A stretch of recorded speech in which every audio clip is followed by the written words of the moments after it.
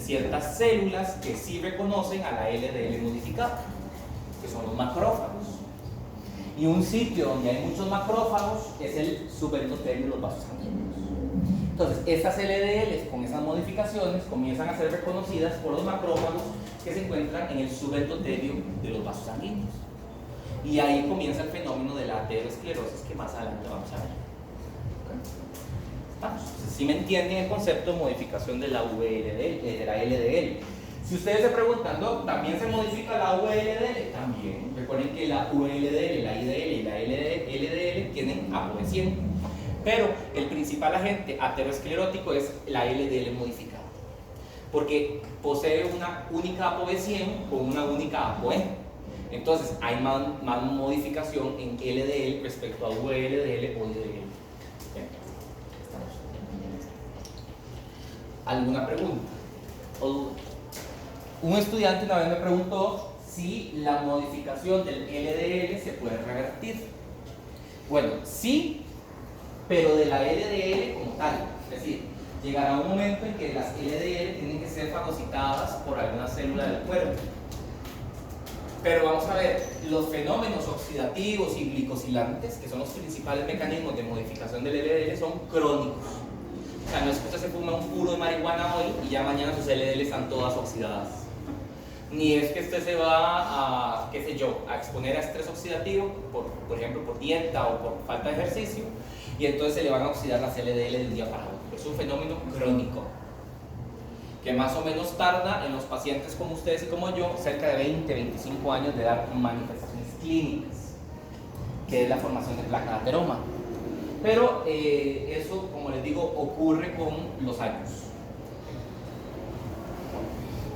Ahora vamos a estudiar, también en un dibujo, cómo es que la LDL modificada va a ser reconocida por el macrófago del subendotelio vascular. Entonces, como les acabo de mencionar, al no haber reconocimiento por parte del receptor, entonces las LDL comienzan a aumentar su valor en sangre. Vamos a hacer un vaso sanguíneo aquí. ¿No? Vamos a hacer acá las capas de los vasos sanguíneos. Entonces recordemos que tenemos unas células endoteliales, núcleos. Después tenemos una región llamada el endotelio. Luego tenemos una región llamada el subendotelio. Luego tenemos las elásticas interna y externa, en medio de la muscular. Y luego tenemos la adventicia. ¿Verdad? Son las capas de los vasos sanguíneos.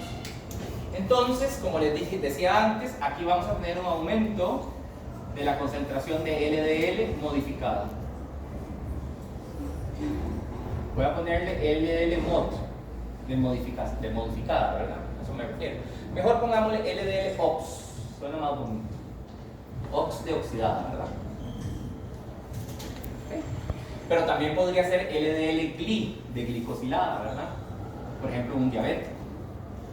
Bueno, entonces esa LDL que ha aumentado su concentración comienza a atravesar las uniones interendoteliales presentes entre las células endoteliales de los capilares. Repito, perdón, de los capilares no, de los grandes vasos. Esto que estoy explicando ocurre en el gran vaso. Llámese las carótidas, llámese por ejemplo la bifurcación de las arterias renales, cuando la aorta abdominal se ramifica a la renal. Hablo del callado de la aorta, hablo de la bifurcación de las carótidas, hablo de la arteria brachiocefálica, ¿verdad? Están los troncos brachiocefálicos. Entonces, cuando la concentración de LDL es muy grande en el plasma, entonces las LDL comienzan a atravesar las uniones interendoteliales de los grandes vasos. Y entonces vamos a tener LDLs oxidadas en la región propiamente del subendotelio. Aquí en la región del subendotelio se encuentran unas células llamadas macrófagos, que ustedes han escuchado mencionar, macrófagos, que resulta ser que expresan unos receptores llamados receptores scavengers o receptores basurero, que sí reconocen a estas LDLs que están oxidadas. Porque resulta ser que los macrófagos son células del sistema inmune. Y el sistema inmune tiene que ser capaz de reconocer cosas raras desde el punto de vista químico, porque básicamente su objetivo es ese, vigilar y defendernos ante algún organismo o alguna toxina presente en circulación. Entonces los macrófagos del subendotelio comienzan a fagocitar a la LDL oxidada. Resulta ser que cuando los macrófagos fagocitan LDL oxidado, se comienzan a llenar y a llenar y a llenar de colesterol. Y ese llenado de colesterol en el macrófago hace que el macrófago se comience a inflar, se comiencen a formar vacuolas dentro del macrófago, llenas de colesterol, y resulta ser que ese macrófago ahora se llama una célula espumosa. Célula espumosa. Se llama célula espumosa porque se ve como una espuma, llena como de burbujas dentro, ¿verdad? Resulta ser que esta célula espumosa, producto de ese llenado excesivo de pequeñas gotitas de lípidos, principalmente colesterol, se estalla y libera su contenido al espacio extracelular. Y cuando se liberan sustancias quimiotácticas, una célula llamada monocitos que se encuentran en la circulación comienzan a hacer diapédesis y atraviesan nuevamente las uniones interendoteliales y se convierten en macrófagos. Recuerden que los monocitos son los precursores de las células fagocitas macrófagas. ¿Okay? Entonces ahora tenemos una mayor concentración de macrófagos a nivel del subendotelio que fagocitan más LDL oxidadas, que hace que haya más generación de células espumosas, y en este proceso de degradación de células y estallido de otras células se comienzan a formar cuerpos apoptóticos, que son depósitos de materiales intracelulares y ya son extracelulares. Ahí podemos encontrar cristales de colesterol, podemos encontrar calcio del retículo endoplásmico de las células, podemos liberar interleuquinas proinflamatorias, factores como el factor de necrosis tumoral alfa, y todo eso comienza a atraer más células, tanto células circulantes, ¿verdad?, como por ejemplo linfocitos. También comienza a atraer células que están allá abajo, por ejemplo las células musculares, los miocitos pero músculo liso, ¿verdad? Los miocitos comienzan a ser atraídos acá, también incluso los fibroblastos, porque es una respuesta inflamatoria, fibroblastos. Y ahora tenemos un montón de células ahí, macrófagos, monocitos diferenciándose, células espumosas, linfocitos, miocitos, fibroblastos. Y esto comienza a generar un engrosamiento del subendotelio.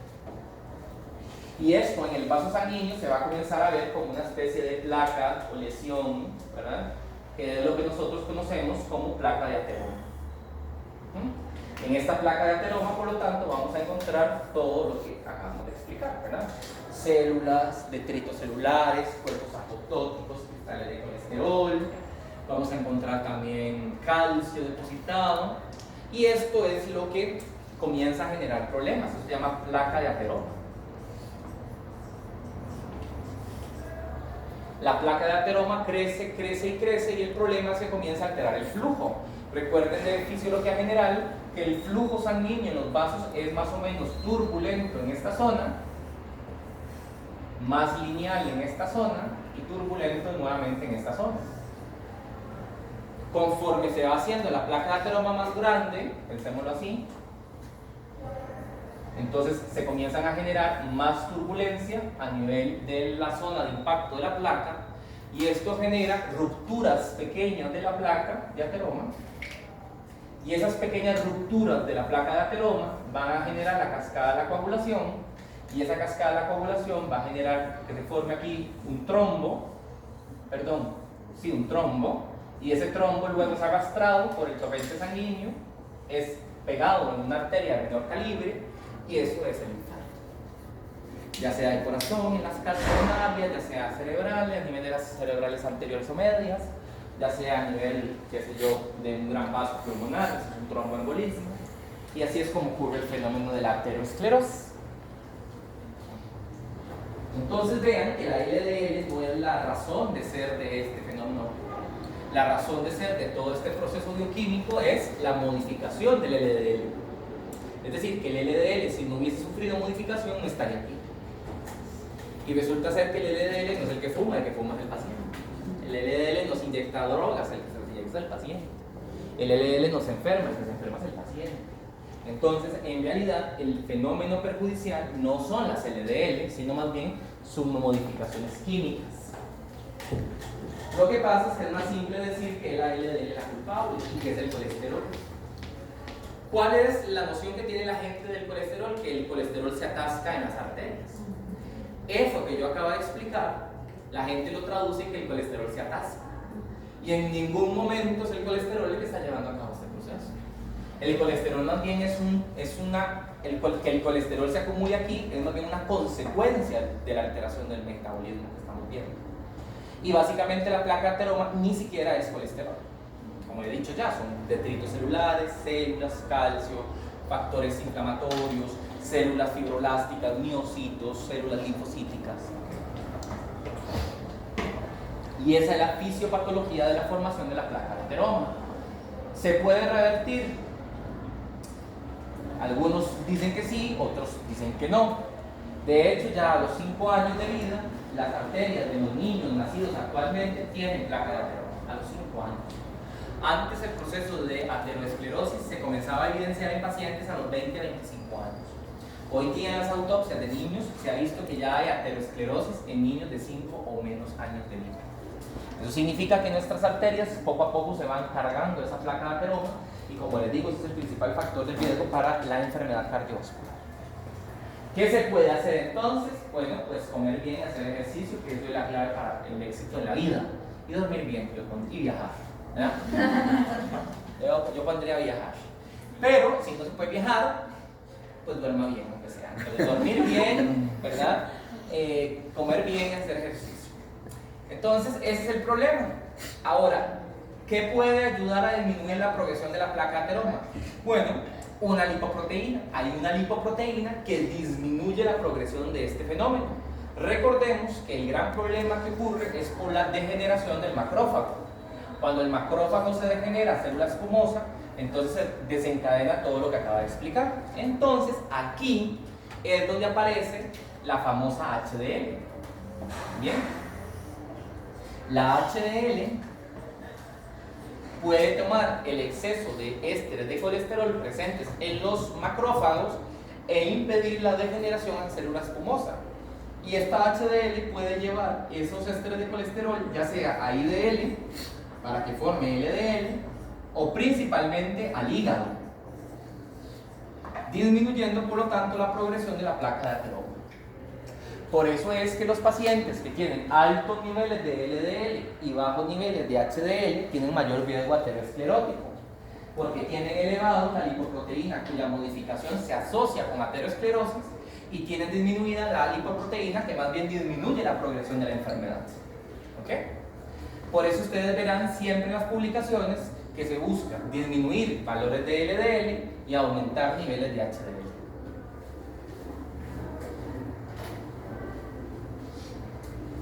¿Ok? ¿Estamos? ¿Y cómo se aumentarían los valores de HDL? Los valores de HDL se aumentan con la actividad física. El ejercicio físico continuo favorece el aumento de HDL en los pacientes sanos. Disminuyendo el fumado, hay algunas vitaminas como la niacina que aumenta los niveles de HDL, el ácido nicotínico que se utiliza para el tratamiento de pacientes con riesgo cardiovascular aumenta niveles de HDL, y los taninos presentes en el vino aumentan la concentración de HDL. Por eso ustedes han escuchado que hay cierta concentración de vino que es recomendable en los pacientes diariamente. No es por el etanol, es por el tanino presente, los fenoles que están presentes en el vino, lo que se asocia justamente a este efecto protector. Los taninos se encuentran principalmente en el vino tinto, por eso es que se habla del vino tinto y no del vino blanco. ¿Estamos? ¿Alguna pregunta? ¿Les ha quedado claro? ¿Ya podrían ustedes explicar perfectamente este fenómeno? ¿Por qué se los explico? Porque sé que durante la carrera todo el mundo habla de la aterosclerosis y nunca nadie toma el tiempo de decirle a uno cómo se está ocurriendo este fenómeno. Se los explico también para que se quiten de la mente el hecho de que es colesterol lo que se atasca. Primero que todo, nunca hay colesterol libre en la sangre, siempre está en lipoproteínas. Y segundo que todo, la aterosclerosis, el componente menos importante que tiene es colesterol. El principal componente de la placa ateroma es calcio y células. Detritos de células que se han entrado en una apoptosis y se han dejado pequeños fragmentos de su contenido en esa placa. Profe, ¿se puede remover la placa de ateroma? Sí, mediante cirugía. Se llama aterectomía. Se quitan las placas por una cirugía endovascular. Profe, ¿se puede estabilizar la placa? Es decir, que la placa no se rompa. A veces a los pacientes lo que se le hace es poner un stent, que lo que hace es evitar que la sangre pegue o choque muy fuerte a la placa. Entonces hace que la placa se mantenga un poco más estable. Pero una vez que la placa está, la placa solo se puede remover quirúrgicamente. Profe, una pregunta. Perdón por la pregunta, pero eso no es lo mismo que un aneurisma, ¿verdad? No, un aneurisma es una dilatación de la pared vascular. No. Aquí más bien lo que tenemos es un engrosamiento de la pared vascular que hace que se obstruya el flujo y hace que se genere todo un trastorno hemodinámico. ¿Verdad? ¿Se puede valorar la formación de placa de ateroma? Claramente que sí. Ustedes piden un ultrasonido que se llama un ultrasonido Doppler. El ultrasonido Doppler también es un aparatito que traduce señales hacia los vasos sanguíneos e emite una señal que nos permite a nosotros decir si el vaso sanguíneo se encuentra colapsado o no.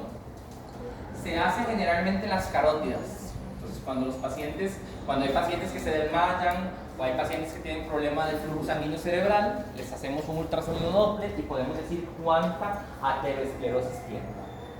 Si la aterosclerosis llega al 30% del lumen, es decir, si la placa ya obstruye el 30% del lumen, a esos pacientes generalmente se someten a cirugía, porque el riesgo de que colapse el vaso y que se obstruya totalmente es muy alto. Y eso se asocia al riesgo de evento cerebrovascular, es decir, infarto cerebral. Ustedes saben lo que pasa cuando uno se infarta el cerebro, que se puede morir o puede quedar en estado vegetativo o puede tener lesiones ya para toda la vida. Entonces es muy delicado.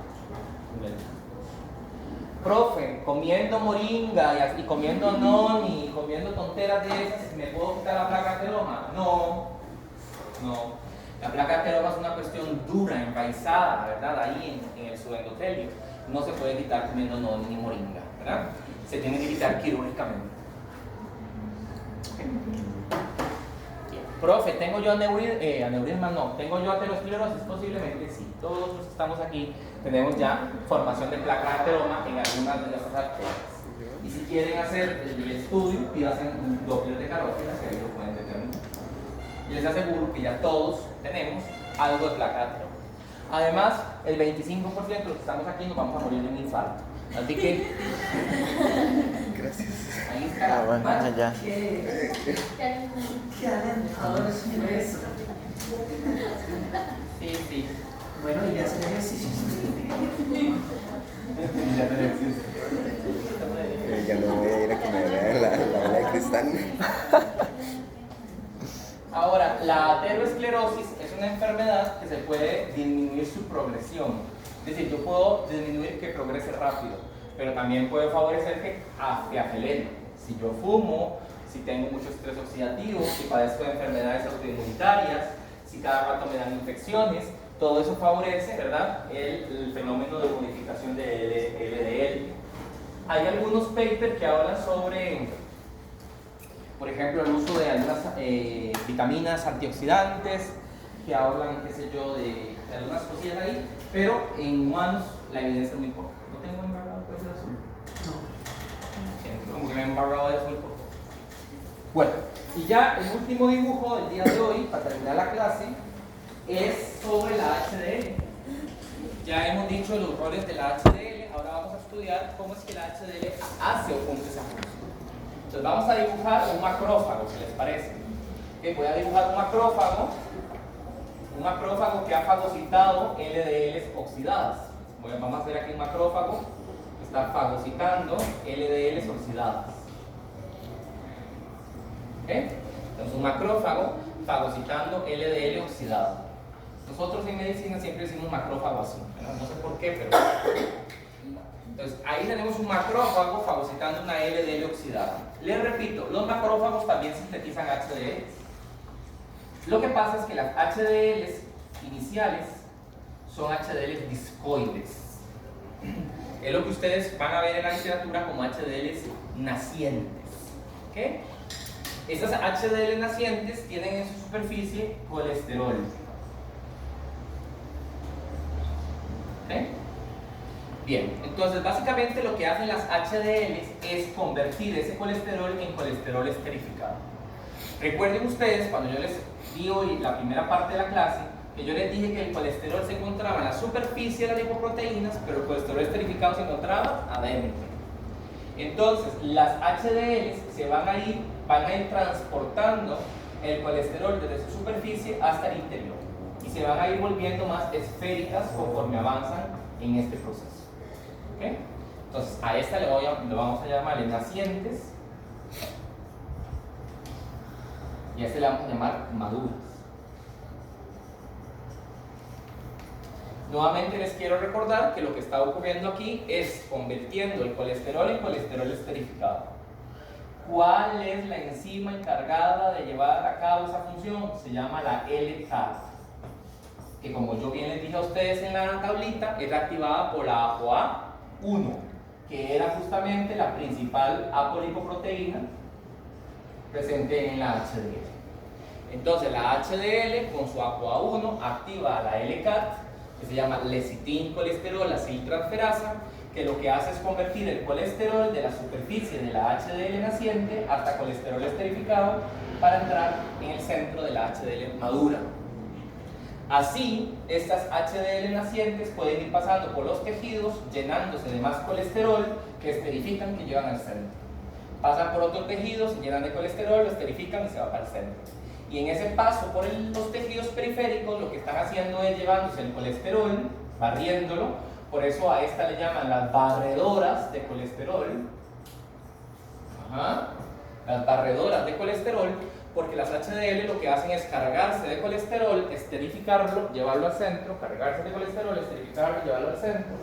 Y una vez que la HDL está cargada de colesterol esterificado, entonces hacer lo que hace la HDL, que es o ir al hígado mediante el transporte reverso del colesterol, o ir a IDL para convertir IDL en LDL. ¿Está? ¿Okay? Y ese es el último dibujo del día de hoy.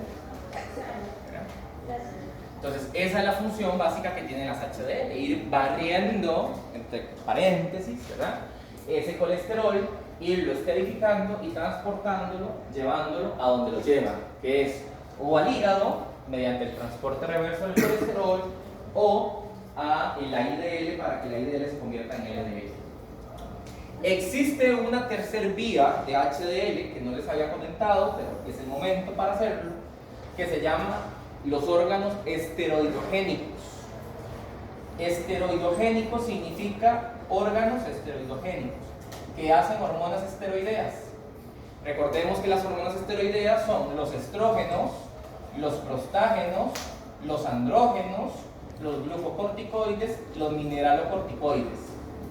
Bueno, entonces las gónadas, como los ovarios, una trompa de falopio aquí, las gónadas como los ovarios, las gónadas como los testículos, los tejidos como la placenta, que no se dibuja, ¿verdad? Y la corteza y glándula suprarrenal, que es como lo que dibujé más bien, necesitan de ésteres de colesterol para poder sintetizar esas hormonas. Bueno, la lipoproteína que lleva ese colesterol a estos tejidos es principalmente HDL. Entonces la HDL también se encarga de transportar ésteres de colesterol a los tejidos llamados esteroidogénicos. Repito, gónadas, placenta y glándula suprarrenal. Específicamente la corteza suprarrenal. Recordemos que las glándulas suprarrenales, la corteza produce gluco y mineralocorticoides y la médula catecolaminas, que nada tiene que ver con esto. Y ese es el papel de la HDL. También en la diapositiva ustedes van a encontrar que la HDL tiene otras funciones. Por ejemplo, se ha asociado con aumento de la producción de óxido nítrico. También el HDL se ha asociado a disminución del estrés oxidativo. pero son funciones menos importantes que esta. Ya para terminar, nos queda únicamente hablar del perfil de lípidos. En el perfil de lípidos, ¿verdad? En el perfil de lípidos nosotros medimos tres valores principalmente. Los valores de triglicéridos, que contemplan kilomicrones, remanente de kilomicrones, VLDL, IDL, medimos LDL y medimos HDL. Los valores normales considerados óptimos en una persona adulta sana de triglicéridos es menor a 150 miligramos por decilitro. De LDL, los valores y colesterol total. Los valores de LDL para una persona como ustedes debería ser menor a 100 miligramos por decilitro. Los valores de HDL en un hombre deberían ser entre 40 y 60 miligramos por decilitro y en una mujer más o menos de 35 a 50 miligramos por decilitro. Y el valor de colesterol total en un paciente como ustedes debería ser menor a 200 miligramos por decilitro. Eso también hay que saberlo. Doctor, ¿eso va a variar con la edad? Sí, pero en términos generales se mantiene muy cercano. Hay pequeñas variaciones en los valores de triglicéridos con la edad, pero no es algo que clínicamente tenga, o sea, la variación con la edad es flexible. Así que ustedes pueden aplicar eso a un niño, a un adulto mayor. Bueno, y eso sería lo que tienen que saber del lipoproteínas. Parece poco decirlo, pero es mucho. Cada cuánto debería hacerse un paciente de perfil de lípidos. Si es un paciente que padece, si tiene patología de lípidos, cada 3 meses podría uno hacer un control. ¿Qué pasa si hay un paciente que tiene valores excesivamente altos de uno de esos? Bueno, hay que buscar la causa. Bien, preguntas, comentarios, ¿todo claro? Sí, mi mujer es un poquito más bajo. Bien, todo lo que vimos hoy, ¿verdad? Está en las diapositivas, pero en dibujos ya en imágenes, pero son los mismos contenidos que estamos viendo. ¿El libro va a tener los dibujos? ¿Ah? ¿El libro va a tener los dibujos? Sí, sí. Es que quiero hacer también como videoclips, como para